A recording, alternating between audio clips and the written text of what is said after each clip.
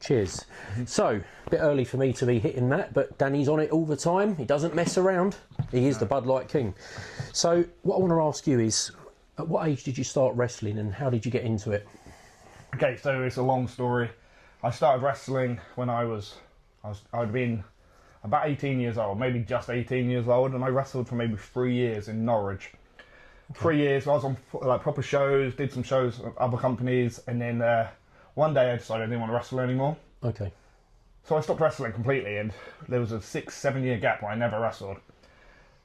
And then I got the itch again, watching WrestleMania one Sunday, like at home, with friends all over. Decided to give it another go. Yeah. And then the people who used to use me had no interest in using me anymore. So I had to find a new way in, which was DOA wrestling, which at the time was just Great Yarmouth, but they expanded pretty quickly.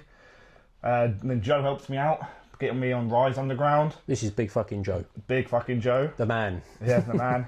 And then from then it's been pretty consistent. Brilliant. At the moment, fingers crossed, touch wood, no plans to retire anytime soon. Good. But as I say, it sounds a lot longer than it is, because a lot of my contemporaries, like BigFKNJoe, didn't take any time out. So while I was sitting at home doing nothing for 6 years, twiddling my thumbs, he was grinding away on the camps and stuff. Right, okay, so the next question I've got for you, which I'm sure the viewers would like to know, is growing up, whether it was the deathmatch scene, the wrestling scene, WCW, it doesn't matter, WWF, who were your three idols growing up? Could you give me three? Yeah, I can give you three and a little explanation. So as a kid, I never had Sky TV. So the only, the only wrestling I seen was on ITV, and then eventually Channel 4, Channel 5. So my earliest memories were WCW. Yep. Always a gigantic Sting fan, still am. Wish he was Surfer Sting now, but still love Crow Sting. Always big fan of Ric Flair, and because they just go together. Yeah. And then when I started seeing some WWF from rental tapes, it would be Ultimate Warrior, 100%. Mm-hmm. The energy that guy brings. I mean, yeah, and maybe it's just because I was already a Sting fan, and he was just very similar. Very similar, yeah. I think growing up I was pretty similar to you. I loved Ric Flair. Everything about the guy, you know, the hard work and dedication he put in. But I think it was the Ric Flair sort of era. Sting, absolute legend. I remember Big Vader coming in, you know. Yeah, that would have been the exact same time. That same time, you know. I think it was a Sunday I used to watch WCW on the telly where I lived. I think they were repeats, to be honest with you. Again, we couldn't afford Sky or cable TV, if you don't know what that is. It was very expensive in the UK back then. But I think as I got a bit older, obviously Stone Cold become the man, Triple H, you know, these were the sort of people that I loved. A lot of people were on The Rock, but me personally, sort of Stone Cold, Triple H. But well, again, because it was WCW from day one, I was still more WCW than WWF. So if I had to go a bit later on, it would be DDP. Oh, yes. Every time DDP. Big fan of Booker T, and obviously Scott Steiner. But WWF-wise, I always liked the heels a bit more when I started getting older, so Kurt Angle I was a big fan of. Oh, yeah. And just thinking about that time period, yeah, Kurt Angle's the only one that really stood out to me. Okay. Like, obviously, everyone loves Stone Cold, everyone loves The Rock. Still don't quite get Triple H love. No, I think he's a very good worker, but I think his early 2001 stuff was very, very good. Yeah, people hate that stuff. Yeah. But I'll tell you who I did have a bit of a thing for at one point as well. I always thought Mr. Perfect was very good at what he done. And, yeah, you know, 100%. Mr. Perfect's an obvious one. Absolute legend. So, question number 2 for Mr. Darko before we move on to the deathmatch stuff is, I know that you do a lot of family shows, and DOA, and you know, DOA is run by a guy called Alec Burnett. He's a sort of promoter there. You've been on a lot of these shows and you've been quite loyal to them as well, I've heard. Yeah. Certain times you've been double booked by accident, but you've always put DOA first because, you know, that seems to be where you're always on. Yeah, well, it's not all. Well, I am very loyal to DOA. They took a chance on me when no one else would. Okay. And he's always been very good with me, personally. As you say, double booking. I've only done that once. Have you really? Yeah, it's only been the once, which was a very gutting experience for me. But as I say, DOA always gets my dates in months in advance. Okay. It's always a big group of dates, never just once, twice. So you got to be professional in this game. Of course, yeah. And DOA's always been professional with me, so I'll always be professional with them. So can I ask, obviously I'm a non-wrestler, I'm just a member of the public that watches you guys, I take my son along. working with the promoters that you've worked with over the time, what is it like to work for Alec at DOA? Down to earth sound guy? Yeah, 100%. Alex is very forthcoming with what he thinks about people. He knows what he wants. He won't beat around the bush, and he's willing to let you a little bit of flexibility with what you want to do. Okay. As long as it's not a door. Yeah. He's not a fan of doors, and he doesn't like the deathmatch stuff. So there will be no deathmatch at DOA. I guarantee that forever, basically. Yeah. But again, it'll give you plenty of notice. You'll know what you're doing months in advance. You'll know what you're doing when you get to the show, and they're you never have a disagreement. You never get things don't change last minute, which is very bad in wrestling in general, where you've been told one thing and then 5 minutes beforehand everything changes. But that's not something that happens with DOA, at least in my experience. It might happen to other people, but it's not happening to me. So, just purely out of interest, out of all the places you've wrestled with DOA, what is the best venue? Where do you like going back to? Okay, there's two answers to that question. Okay. Big fan of Bury St Edmunds because it's a 5-minute walk.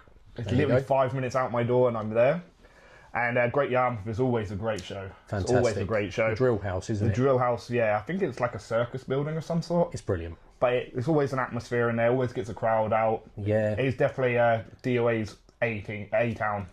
I remember seeing at Great Yarmouth, it was a card you was on actually, I remember seeing BigFKNJoe get on a mobility scooter there. Yes. And he done what he had to do, and then the thing wouldn't stop, and he sort of went semi into the stage, and Alex's face, that could tell a story, that face there and then. But no one was injured, everyone was fine, the mobility scooter was fine.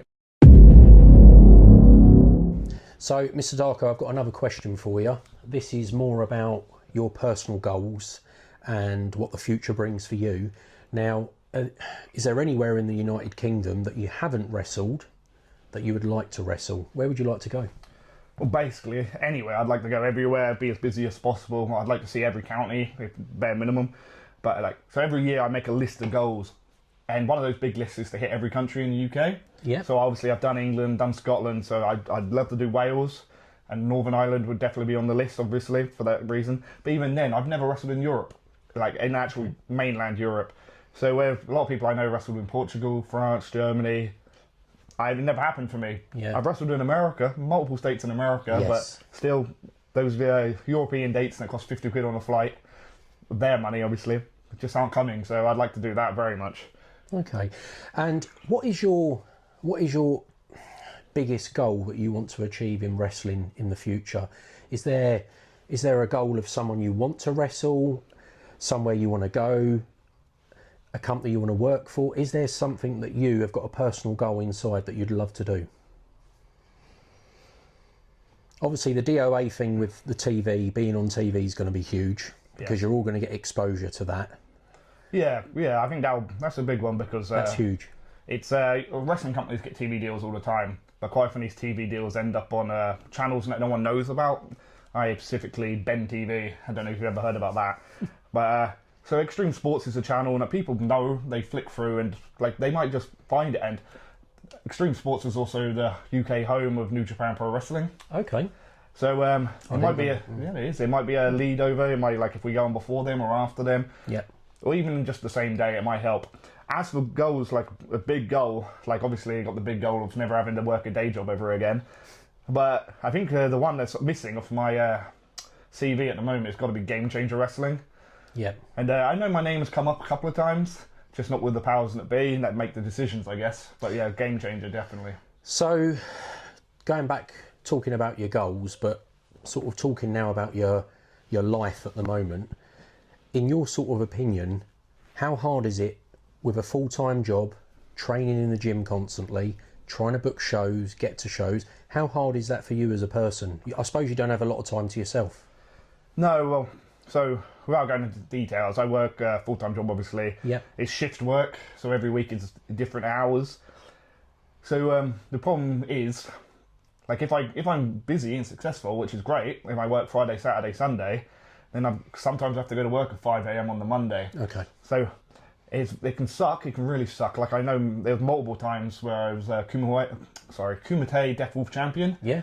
And I would be bleeding out on a Sunday afternoon, get cut in the car, drive straight home, go straight to bed, go straight to work at 5 a.m. A couple of times, traffic means I didn't get to sleep, I didn't get to shower properly, and I'm walking around work, and I've still got quite a bit of blood. Like, it's all dried in and caked on, but it's an experience. So when you work all weekend, heavenly, whatever, but then it feels like you lose weekends, and then getting into the gym on a Monday, once you've worked all weekend and you're sore, and then trying to get the diet right. I'm terrible with my diet. I always forget to eat. So, I've got to ask you this question. Is there someone at the moment within the wrestling world that you're in, whether it's DOA, whether it's over at Extreme, Kumai, Rise, is there someone you haven't wrestled that you really want to wrestle, whether it's family show or deathmatch? Is there someone you'd like to wrestle? just trying to think of what names there are, and not to alienate anyone. No. A lot of people's obvious answer is Nick Gage, but obviously I would love to wrestle Nick Gage, but he's not at the top of my list. Necro Butcher would be a big one. That would be insane. But I don't much fancy getting punched in the head as hard as possible multiple times. Which I told him to his face. Oh, he don't mess around. No, so I'm really gutted that I missed Iceman. I think Iceman's a big one. I agree. It's a very possible one, and it just hasn't happened. I think we've had 2 multi-man matches. Okay. But it's never been a singles match. Okay. And that would be... It'd be a the big fans deal. would love it. Yeah, I think it'd be important to the history of Brit Wrest. Brit Death, we're gonna, Brit Death. Yeah, we're going to come on to Deathmatch in a minute, but we'll put that one out there. Paris, if you're watching, we'll see what happens in the future. So that's one you'd love to do, and I'm sure Iceman, I mean, he's game as anything, ain't he? Yeah. He doesn't care who he gets in the ring with, and he always puts on a show. Right, Mr. Darko, so I've got some of your fans here that have sent me some questions for you to answer. Okay. So the first one is from Clark. Now, Clark goes to a lot of the DOA shows. Yep. Absolutely massive fan, and he goes to a lot of the extreme events. So, dream opponent, past, now or future. Who is your dream opponent? We sort of covered that with the Nick Gage thing earlier and Necro Butcher, but from your past, who was your best fight? Who did you enjoy wrestling from your past? Oh, okay. So I think there's 2 connotations to that. It's dream opponent of, like, if you had a time machine, and from my personal past, yeah, it's probably going to be BigFKNJoe, because one, he's my best friend, or at least best wrestling buddy, and like the first matches we had, like a long time ago, were not the best matches. Okay. But they stepped up quite a lot, and funny thing about Joe is every time you wrestle him, he'll be very disappointed with the match, very, very disappointed with the match. And then 2 or 3 days later, you'll get a message talking about how good it was. And, like, he just completely ignores the fact he was fuming about how bad the match was. But, so, obviously, I think everybody's seen TOD, like, last year's TOD, me and Joe. Yeah. Easily my favourite match I've ever had. Yeah. And we did a match at Kumite a couple of years back, which was the last time ever a deathmatch, one-on-one. Okay. So, it meant a big deal to me, and I'm sure it meant a lot to him as well to do TOD, me and him. So. Fantastic. So I'm gonna get on to the next question now from Simi. Simi again goes to a lot of the shows she's about. So she said, is there anything or any equipment in Deathmatch that you haven't used that you'd like to use? Is there anything that you've seen someone do, or that you think, I'd love to do that in Deathmatch? That's a hard one. That's a tough one. Because I think I've done almost everything. You've done a lot of stuff, haven't you? Yeah, so I did the razor wire. Yeah. I did, obviously, the skinny tubes, which we do all the time, but in America it was a big deal. I did razor boards, which is a lot of people won't do razor boards. Yeah. I done fire with the barbecue. Yep. Okay, tell me about the barbecue, because I heard about this and I know your back was in a bad way. Yeah. So tell me what happened with the barbecue and the fire. How did that happen? Okay, so Tim had this brilliant idea. He done a portable barbecue. I don't think you really have them in America for American viewers. But he wanted me to put him on the barbecue. This is in the States? No, this was in England. This was in at the UK. Kumite in Derby. Oh, okay, in Derbyshire, yep, okay. Yeah. And then because I'm a dickhead and I take everything, it's like, I'll take it because it doesn't make sense, because if I'm winning, I need to take the beating. Yeah. It's just wrestling rules. And then the idea was a drop toe hold. So you could guard yourself, and I was like, no, that's going to look terrible. give me the choke slam in my head, and in Tim's head, we both agreed that I'd touch it for a millisecond, Yeah. and it would be a great visual, but nothing would happen. Okay. The minute I touched that barbecue, I knew I was fucked. You might need to bleep that. So, you see, if you watch the video back, you can see I'm on fire for a good couple of seconds. Yeah. Him rolling around and my back is literally on fire. Funny story, when we get back after the match, I run outside and I get the barmaid to pour water on me. Yes. And Tim is a little bit frustrated because he thinks I'm ribbing him. He thinks I'm taking the piss out of him. Oh. And then I get back into the locker room and my skin's bubbling and it's all blistering up. Yeah. I didn't sleep for over a week, like maybe an hour at a time, because I'd sleep on my side, and the minute I rolled over, horrible. The pain was insane. And there's people out there that give it all the jargon about fake and crap and this and that. If you want to come and meet this guy and be suplexed onto a barbecue like him, he'll do it for you. Giving you the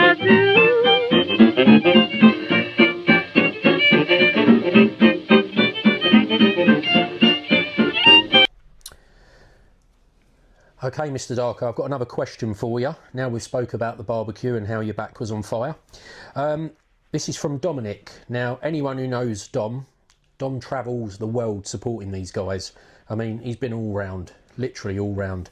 So big up, Dom. Big shout out to Dom.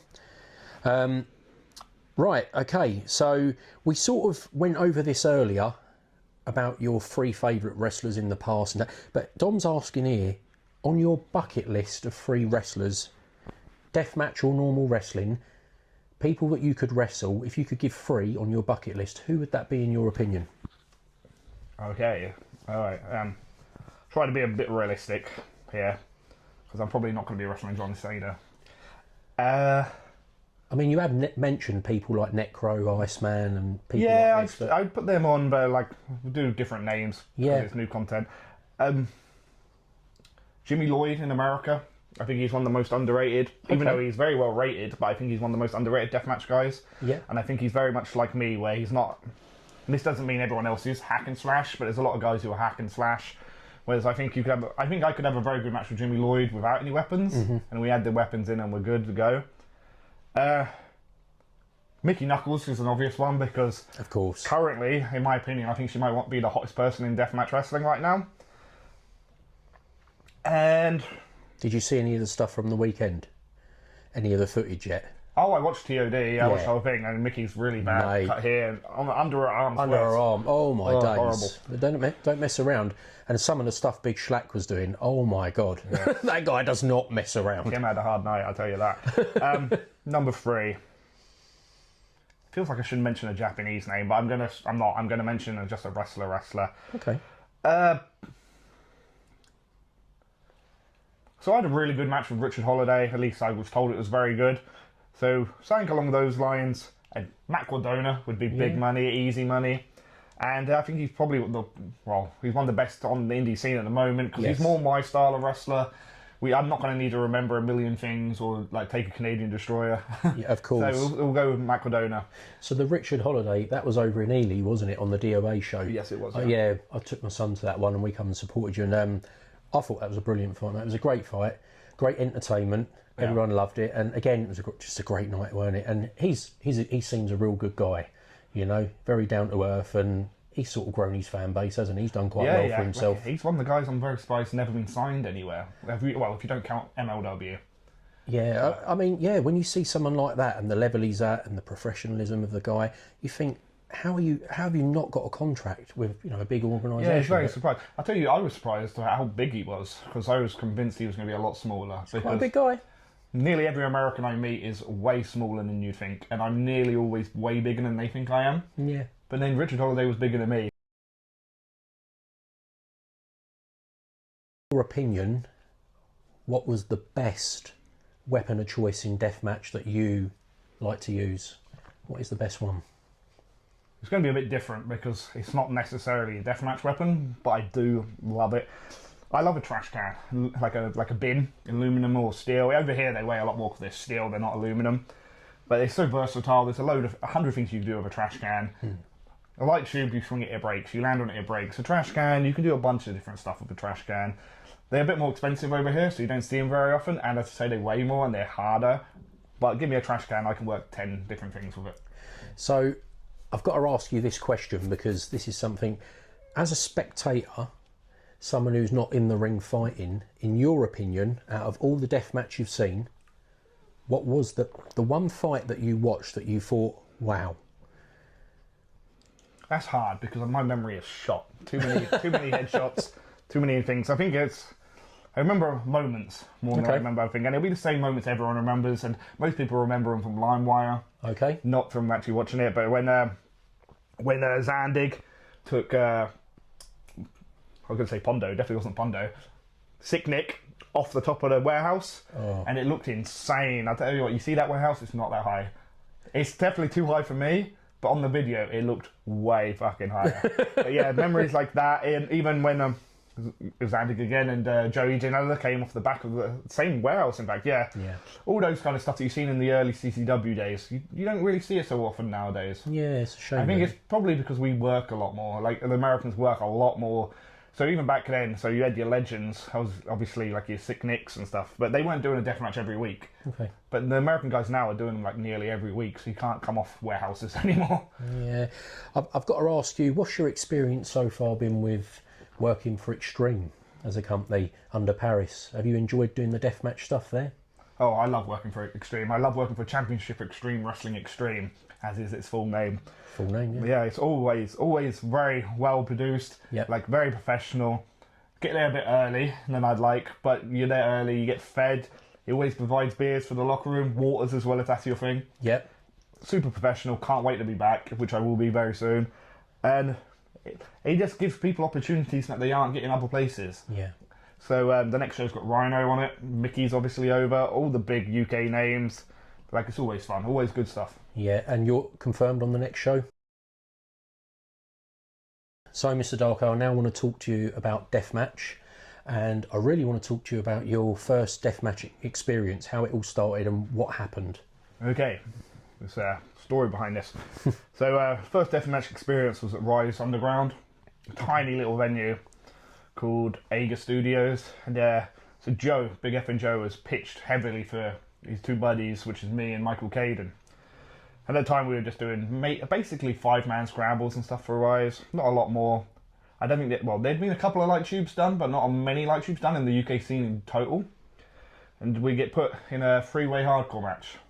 And Joe, being Joe, turns up with a small number of light tubes, right? Because we haven't been doing it. And he gets this idea. He wants to go through the light tubes. And I say to them, you're wearing a shirt, Caden's wearing like full body, and I'm the only guy wearing trunks, so it makes sense for me to go through the tubes. First time ever doing glass, I always told myself if I did glass it'd be a finish, and that'll be it. And it gives me an FU, you call it a DVD, but it's an FU. Now we'll call it an FU, but back then. It gives me through, and I go through the tubes, and then I roll to my side, and I'm in a lot of pain. They're just like, and this isn't just glass. And so I'm supposed to lay there, but I roll out the way. As I get out of the ring, you can see on camera, if you watch the match back, fans are pulling like 6-inch glass out of my back. Nasty, yeah. Massive hole. So first time ever doing glass, I get cut bad. And we're in Leeds, which is a 3.5-hour drive home. And I'm not going to A&E or ER, whatever you want to call it. Yeah. In Leeds. So we head home, and we're heading home. I'm pissing blood, like a lot of blood's coming out. Luckily, Joe had a friend who was at the show, and we stopped at his mum's house in the middle of nowhere to get some bath towels, and we wrapped the bath towels around me. And we're in the car for like 20 minutes, and I'm still bleeding, and they're like, oh, just wait, and I can feel like I'm sitting in hot puddle. Oh, it's gross, it's absolutely gross. I get home, and I tape myself up with electrical tape. Go to sleep, I'm fine. My partner at the time goes to work, I just do some gardening. She comes home, she freaks out because my whole back has gone completely black, like purple black. I go to hospital, and they're very nonchalant about the whole thing until they start taking the dressing off. They take the scab off, and blood pisses everywhere. It's going everywhere like a fountain. Wow. Whoosh, whoosh, whoosh. They start fucking panicking. They get me hooked up for blood transfusion. Oh, wow. And then it stops bleeding, and they're happy. They go send me for MRI. Yeah. And they send me an MRI in a wheelchair. because that's what you have to do. And I get the MRI, and the woman tells me just to walk back to my seat and be there. I walk back into the waiting room, and I feel this hot pulsing. I look down, there's a puddle of blood underneath me. It's like the first zombie in Resident Evil, when it hits the ground and the blood comes out. Yes. I go up to the reception and go, excuse me, they tell me to sit down. I say, we've got an issue, sit down. Eventually they lean over the desk and they see this trail of blood to my seat with a big puddle and a trail all the way down to past the doors for the x-ray, or the MRI. Freak out again, back on blood transfusions, everything. I get told I have to spend the night in hospital because they have to cut me open and check for glass. Catheters, everything. It's horrible, most painful thing ever. And I wake up, I didn't get any sleep. In the morning, a guy comes in a shirt and tie and tells me to fuck off.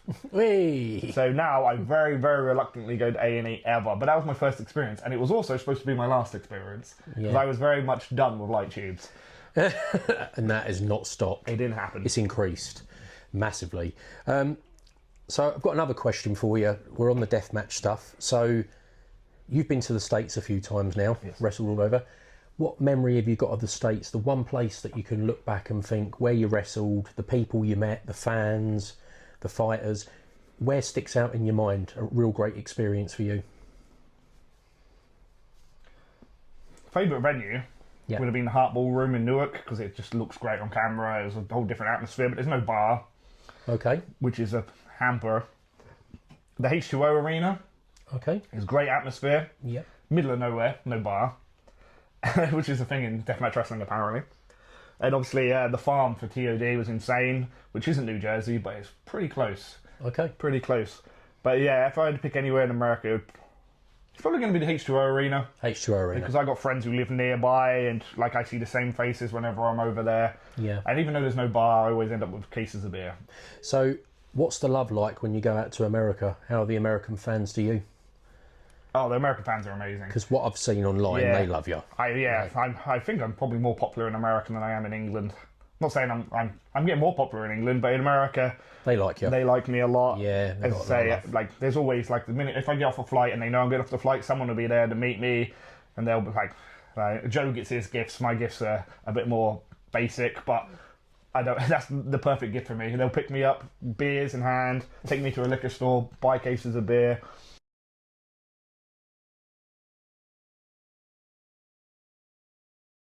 So the last thing I'm going to ask you is things like this, your merch, your T-shirts, and the cool Danny Darko stuff. Where can people actually buy that from to support you? Okay, well, there's multiple options. I've got a T-shirt store, which is www.dannydarkouk.com. Okay. It's not super updated, but there's still a bunch of T-shirts on there, and it's all print order, so it will definitely come. There's deathmatchoutlaws.com, which has got all my merch on it, stuff like the Wrestle Buddy, loads of different cool shit. Everybody's merch is on there. Definitely check it out. New stuff added all the time. So everyone's merch is on there. Big Joe, Tim Straight. They're literally Iceman. I don't know if Tim is. I know there's some Iceman stuff. Okay. I know there's some BA Rose stuff. There's a bunch of stuff on there. It's definitely worth a look. Always come up to me at a show. I'll have some stuff on me. I'll be selling at the merch table. And you can always just DM me. Instagram's the best one. The Danny Darko UK. And I'll help you out. If you help me out, I'll help you out. So, have you got any other social media? What's your Facebook? Do you use your Facebook page? I use it a little bit. So, Facebook and Instagram is Danny Darko UK. Okay. My Twitter is very quiet because I don't get Twitter, but that is the Danny Darko UK. Okay. And yeah, Instagram's the best one. If you want to see some stuff, Instagram's the best. Instagram it is for you then. So, going forward for the rest of the year, obviously you've got some work booked up as you was explaining to me earlier, but what I'd like to know is there a message out there for any promoters or wrestling shows that want to get Danny Darko on? Is there a message out there? If there is, how can they get hold of you to get you booked in? Okay, any of my social medias, just DM me. Just approach me. I'm very negotiable. I will talk to you. And just don't be overly convinced now I'm only a hack and slash blood and guts guy. I can come in, I can do a family show. I can come in